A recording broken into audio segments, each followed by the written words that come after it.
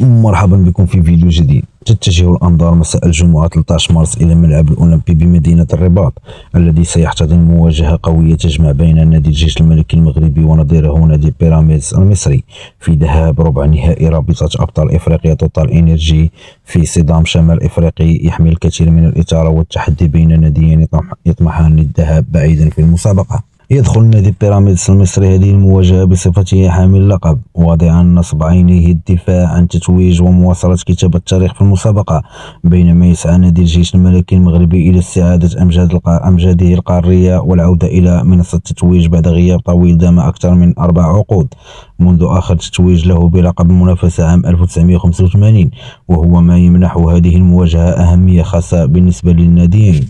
تحدي كبير وهدف واحد. تزداد أهمية اللقاء بالنظر إلى الطموحات الكبيرة التي يحملها كل طرف في هذه المرحلة المتقدمة من المنافسة. يدرك نادي بيراميدز أن الحفاظ على اللقب يتطلب تجاوز اختبارات صعبة أمام منافسين أقوياء، فيما يعول نادي الجيش الملكي على عاملي الأرض والجمهور من أجل تحقيق نتيجة إيجابية تمنحه أفضلية قبل مباراة الإياب. سيحاول الطاقمان الفنيان للناديين توظيف خبرات لاعبيهما من أجل صنع الفارق في مواجهة يتوقع أن تكون متكافئة إلى حد بعيد.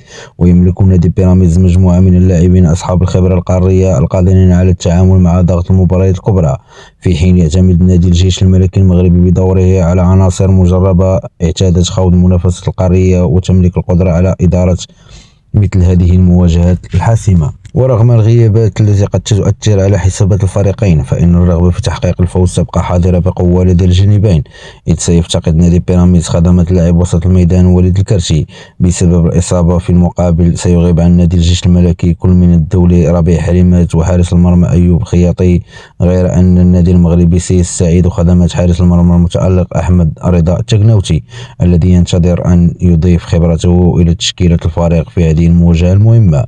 نشكركم على حسن المتابعة في فيديو قادم بإذن الله.